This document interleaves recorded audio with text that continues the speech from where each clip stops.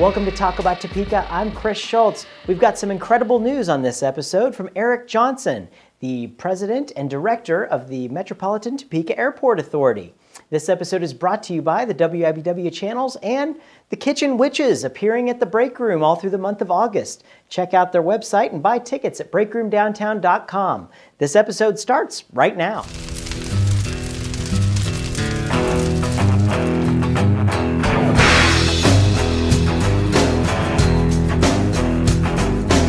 Joining me in the studio is someone who has some really fantastic news for Topeka. It's the President and Director of Operations for the Metropolitan Topeka Airport Authority, Mr. Eric Johnson, right here. How you doing, Eric? Good. Thanks for having so me. much for coming by. Really appreciate that. Thank you. You've been in the news a lot. What's going on with the MTAA?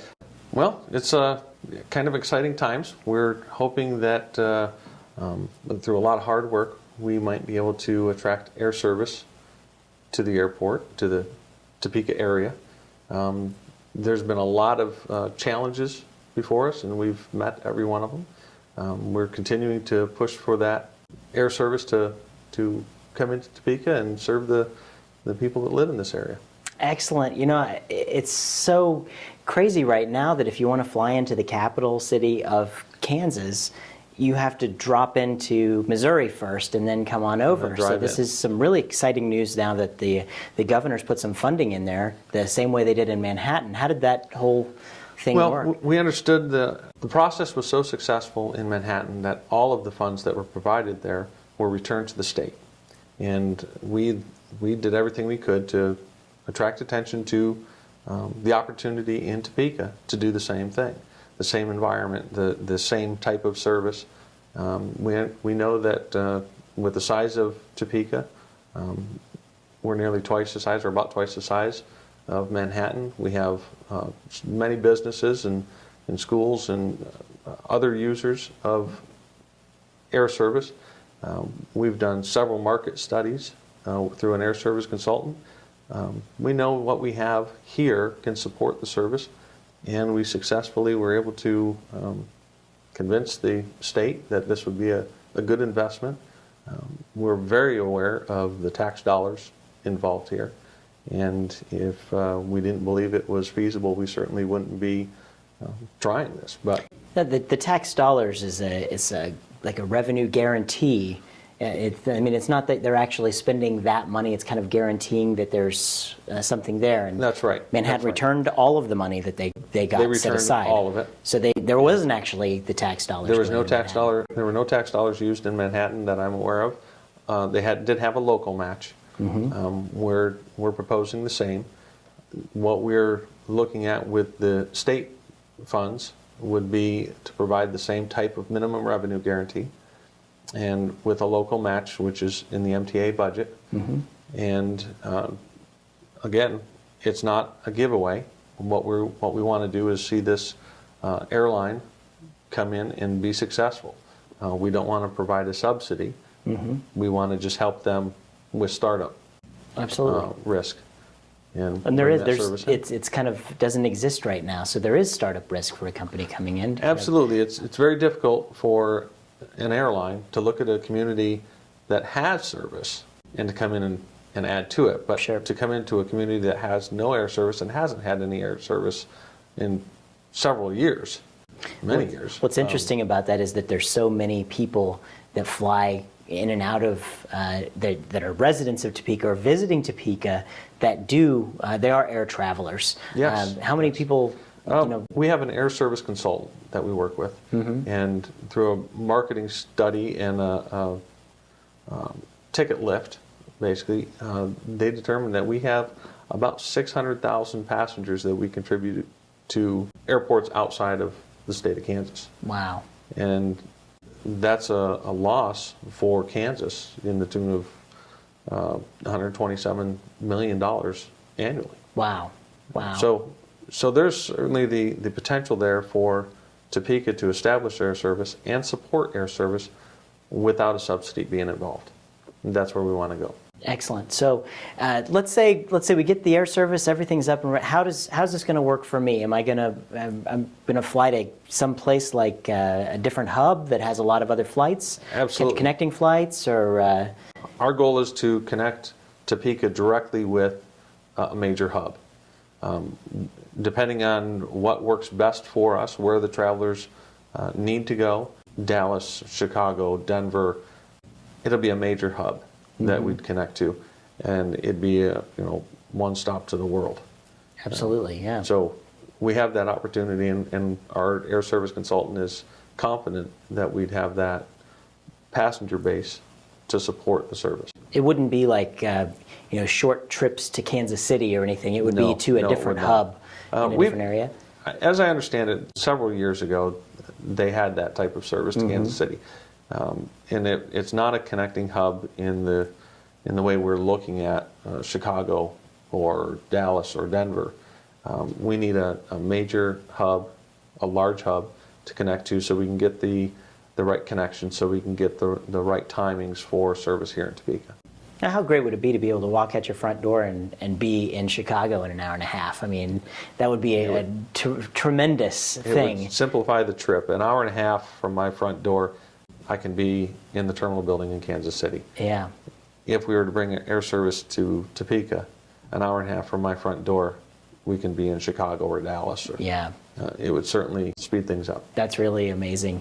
It's real exciting, I think, for everything that's happening here with you guys. There's a lot of things that are happening also out there at the airport. Tell us a little bit about just normal operations during the day.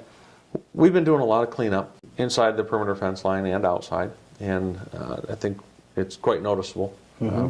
We had some old buildings that were beyond repair, that had been neglected over the last few decades, and determined that it would not be cost effective to rehabilitate those buildings.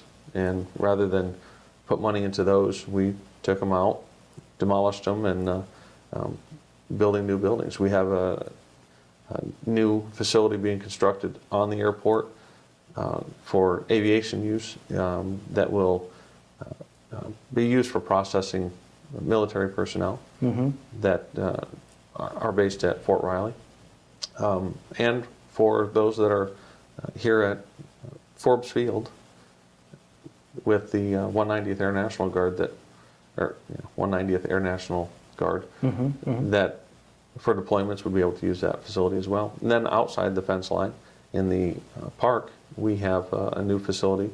Professional Fire Alarm Services is constructing a new building now. Expect that probably sometime October for completion. Sure. So there's new construction going on.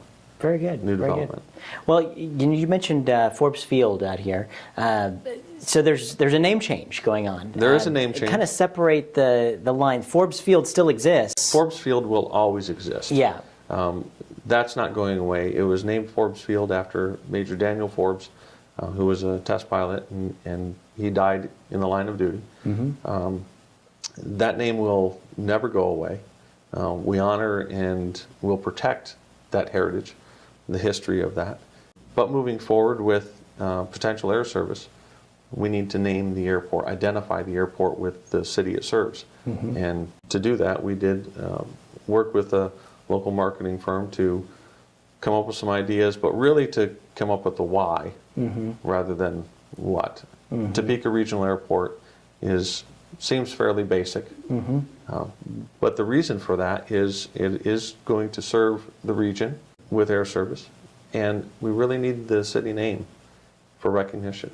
I mean, it's going to be cool when you can go to any of the travel websites and be able to say, I'd like to go from Topeka to XYZ destination. I mean, we'll be on that. That's awesome. That's where we need to be. Yeah, and I think that there was some confusion about for a long time about the name Forbes Field. I mean, it's a military installation. Forbes Field is a military installation. We get that quite often. Sure. And I believe for a long time we will. Yeah. We get phone calls on a regular basis. They need to come to Forbes Field. They retired personnel that need a new ID card.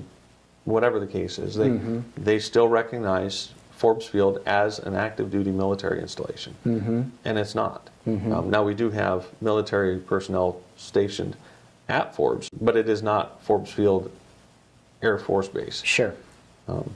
So there is that confusion. There's going to be confusion with Topeka Regional Airport. I think locals will always refer to it as Forbes Field. I understand that. The marketing process is where we need Topeka Regional to be involved. I can definitely see that, because it's the name of the airport isn't necessarily for us. It's for making travel simpler for those visiting us as well. So besides commercial air travel, how else is the field being used? Annually, there's about 30,000 operations that take place, whether it's charter aircraft, large charter operations with, it could be a military lift, which is cargo operations. But there's 30,000 operations that take place at Forbes on an annual basis. Wow. And we're used a lot for training. New pilots learning to fly Air Force jets use it for training purposes, cross-country flights come in. So for us as just residents here of Topeka, when can we look for more information about when we're going to be having some air service? When should we look to you about what time frame are we looking at? We're still looking at another grant that we've applied for on a federal level.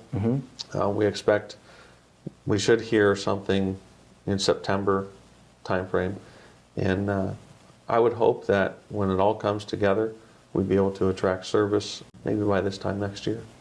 I'll tell you, when Allegiant Airlines was in Topeka, I remember flying there to Vegas a couple of times, and every time the flight seemed really full. It was incredibly convenient to just drive right there. You know, no parking in Kansas City. That's kind of a steep, thing. You didn't have to drive there, take your time to do that. You have to drive for the gas you saved on the trip. Like it really was a very convenient operation to do, and I can't say how excited I really am, because I'm really excited about this. Well, I'm very excited about it as well, and again, I'm confident that it'll be successful, and I expect that maybe a year from today we'll be able to book a flight out of Topeka and connect to the world with one stop.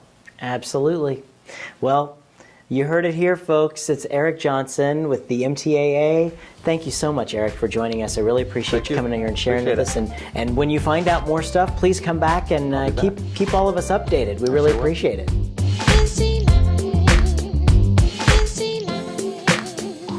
Thanks for tuning into this episode of TalkAboutTopeka.com. I'm Chris Schultz.